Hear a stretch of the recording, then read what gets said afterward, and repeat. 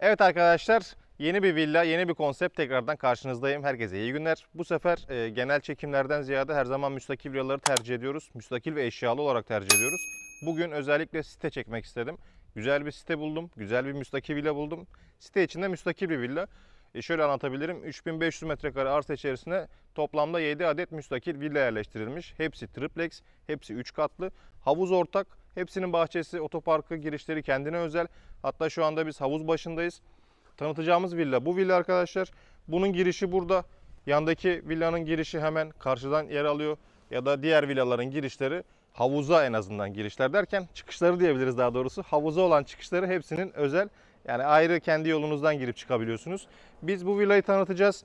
5 artı 2 5 artı 2 diyoruz ama bunun sayısını siz tabi oynatabilirsiniz. Çünkü şöyle bir şey var. Bir salon aşağıda, bir salon yukarıda. 2 mutfak var mesela. İkisi, biri açık, biri kısmi açık, biri ayrı mutfak. Değişik, karmaşık bir villa. Aslında kalabalık aileler için çok ideal bir villa. Didim'in Efeler Mahallesi'ndeyiz. Efeler Mahallesi'nde genellikle hep müstakil villalar tercih edilir. Ki bizim Didim villaları, eğer takip ediyorsanız, videolarımızı izliyorsanız, Didim villalarında her zaman müstakil villaları tercih ediyoruz. Bu da aslında müstakil, sadece havuzu ortak, yalnız site konseptinde.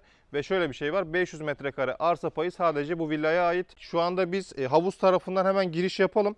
Drone görüntülerinden zaten villanın geneli itibariyle yukarıdan görüyorsunuz. Yani yukarıdan şekillendirilmesini de görebiliyorsunuz. Sitenin burada zeminden de deniz manzarası var. Villanın da kendine özel çok güzel deniz manzaraları var.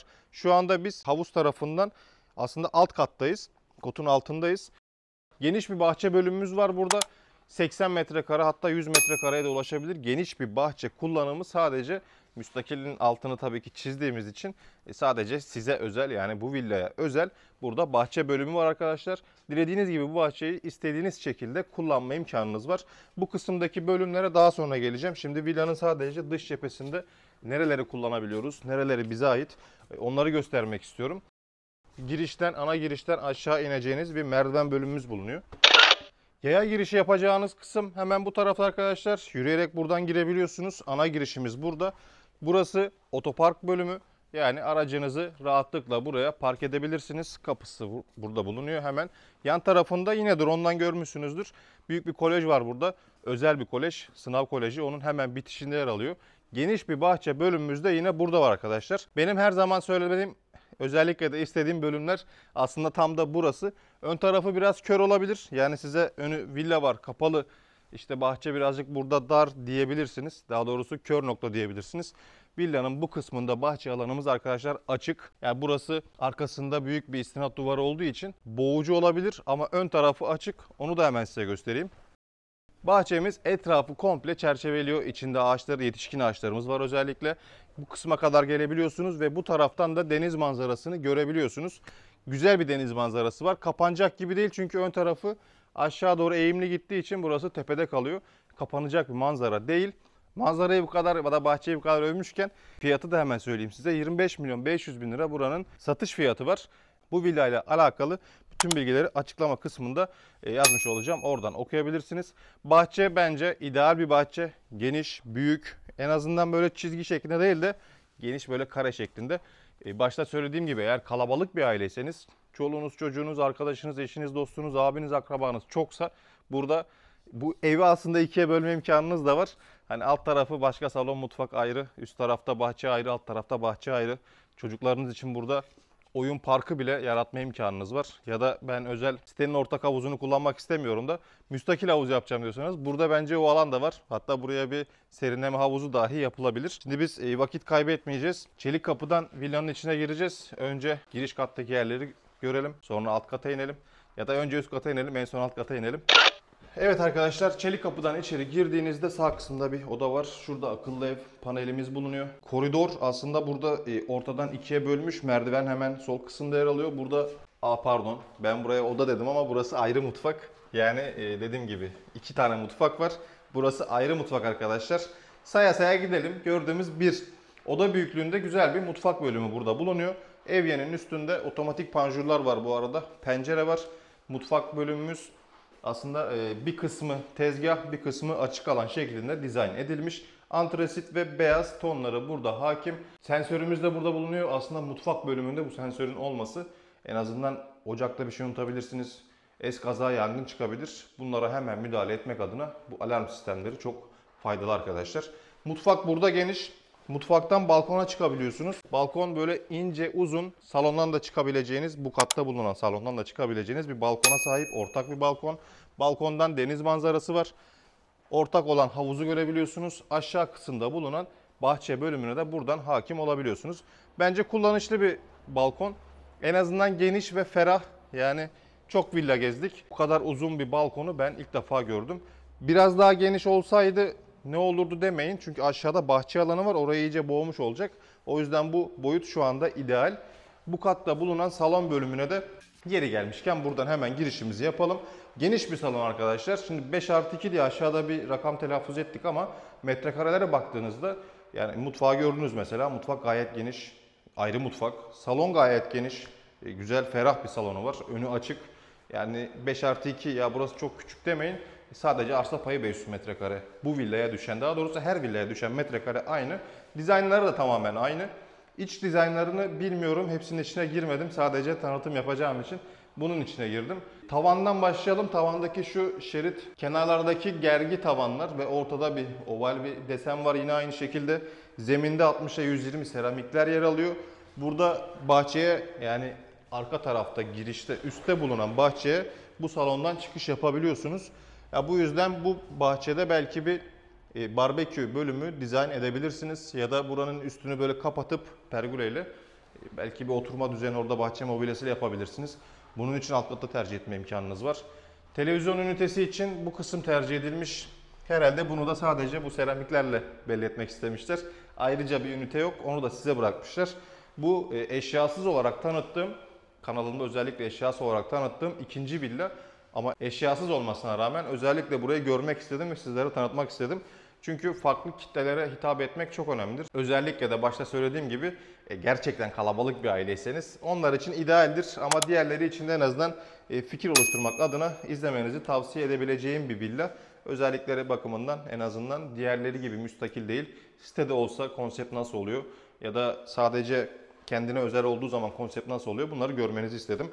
Ayrıca kanalıma abone olmayı unutmuyorsunuz, artık bunu ihmal etmeyin videonun bu kısmına kadar geldiyseniz. Bu katta bulunan bir tane yatak odamız var. Burayı misafir odası olarak kullanabilirsiniz. Çocuk odası olarak dizayn edebilirsiniz. Yani metrekaresi tahminim ona göre ayarlanmış. Bir adet ortak banyo bölümü burada bulunuyor. Yani giriş katta çok banyo gördük. En azından ideal diyebileceğimiz boyutlarda. Şöyle şirin bir lavabo bölümü var. Üst tarafında aynası. Duş bölümü de köşeye konumlandırılmış. Üst kata çıkacağız.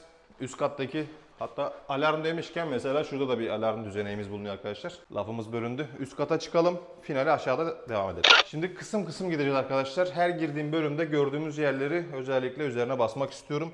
Şu anda en üst kattayız. Aşağıda bir salon, bir ayrı mutfak, bir tane yatak odası, bir de lavabo banyo alanı gördük.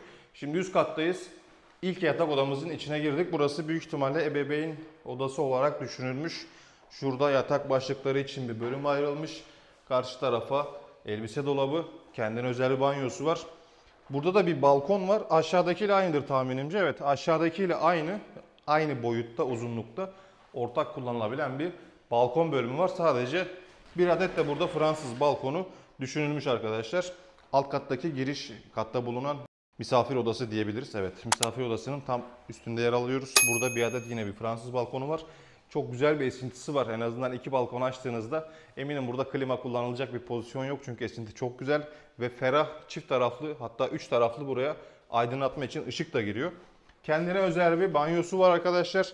Kapıları elimizdeymişken söyleyelim. Laki kaplama kapılar tercih edilmiş. Duş bölümü burada boydan boya yer alıyor. Şöyle içeriye de ufak bir göz atıyorum. Aydınlatma ve havalandırma penceresi bu kısımda. Kişinin, her zaman söylerim, 2 kişinin kullanması için ideal banyo boyutları bunlar. Bazen şunu söyleyebiliyorum, hani özellikle 2 tane lavabo olan banyolar benim çok hoşuma gittiği için onu gördüğümde kendimi tutamayıp size bunları özellikle göstermek istiyorum. Burada göremedim, burada o yok. Şimdi ikinci yatak odamıza girdik. Bu katta gördüğümüz ikinci yatak odası arkadaşlar. Hatta bir yanda da varsa 3 oda burada gördüğünüz balkonu kullanıyor. Hepsinden giriş çıkışı var. Panjurları tamamen otomatik arkadaşlar. Bakalım, kumanda düşünmemişler. Sadece buradan tuşlu şekilde yönlendirebiliyorsunuz. Açma kapama işlemini orada yapabiliyorsunuz. Metrekareyi en azından tanıtmak adına şurada bir dizayn ufaktan yapalım. Yatak bölümü şu şekilde geldiğinde karşıya elbise dolabı geliyor. Televizyon ünitesi içinde karşı kısmı, tesisatı oraya düşünmüşler. Bence ideal boyutta bir yatak odası. 1-2 bu katta 2 yatak odası gördük. Bir adet ortak banyo koymuşlar buraya. Diğerlerinden farklı bir seramik tercih etmişler. Bu seramik cinsini ben en azından Didim'de ilk defa gördüm. Hoşuma gitti, böyle deniz mavisi, gök mavisi tarzında bir seramik tercih etmişler. Duş bölümü için köşeyi, şu kısmı da tahminimce çamaşır, çünkü tesisat bu şekilde dizayn edilmiş. Çamaşır makinesi yeri olarak düşünmüşler arkadaşlar. Ortak bir banyo bölümü. Bir küçük de burada arka balkonumuz var. Sadece girişe bakabiliyoruz oradan. Üçüncü yatak odası.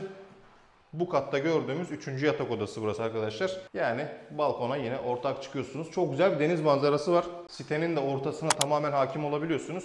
Yani eğer havuza çocukları gönderecekseniz en azından bu balkondan, balkonlardan, odalardan, her yerden sitenin ortasına hakim olabiliyorsunuz. Çocukları görmeniz bence eğer ufaksa çok önemli bir detay. Şimdi en alt kata inelim, bakalım orada neler var. Evet arkadaşlar, son bölümümüze geldik. Zemin kattayız. Şöyle merdivenden hemen indiğinizde köşede bir bölüm yer alıyor. Burası salon alanı büyük ihtimalle. Evet, burası salon alanı arkadaşlar. 5+2 demiştik. Bu katta ne göreceğiz? Bir yatak odası, salon, mutfak ve banyo. Bunların hepsini burada göreceğiz. Aslında karıştırdım. En üst katta 3 yatak odası görmüştük. Girişte 1 yatak odası. Burada 5 yatak odasını tamamladık. İkinci salon ve ikinci mutfak. Mutfağı burada ayrı diyebiliriz. Niye ayrı diyoruz? Çünkü şurada bir bölüm kapatma olabilir. Tamamen açık değil, tamamen ayrı değil. Kısmi diyebiliriz. Kısmi ayrı mutfak. Geniş bir mutfak alanı. Yani üst kattan in çık yapmayın. Hatta burayı ortadan ikiye böldüğünüzde, iki kardeşseniz eğer ya da dediğim gibi sürekli söylüyorum, kalabalık bir aile geldiyseniz çift taraflı aşağı in çık olmasın. Üst tarafta yemek, burayı kahve bölümü olarak düşünebilirsiniz. Buradan çünkü havuza kolaylıkla ulaşabiliyorsunuz. Ön taraftaki bahçeye ulaşabiliyorsunuz. Bence güzel bir avantaj. Şu odaya, küçük bir oda. Evet, küçük bir oda arkadaşlar. 12 metrekare, 13 metrekare burada bir yatak odası düşünmüşler. 1+1, aslında tamamen 1+1 dizaynda.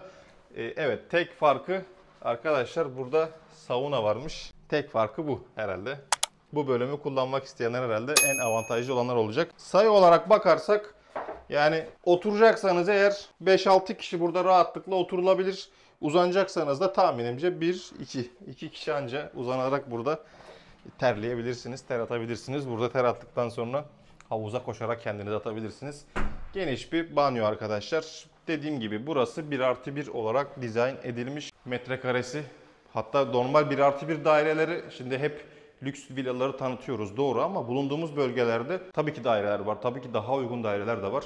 Örnek olarak 1+1 daireler şu anda Didim içinde özellikle baktığımızda 3.500.000 lira civarında, 4 milyon, 7 milyona kadar 1+1 daireler var. Onları düşündüğümüzde burası o 1+1 dairelerden çok daha fazla geniş. Buna kesinlikle teminat verebilirim. En azından tecrübelerime ve gördüklerime dayanarak. 2+1 metrekare büyüklüğünde burada villanın alt kısmında her şey düşünülerek dizayn edilmiş.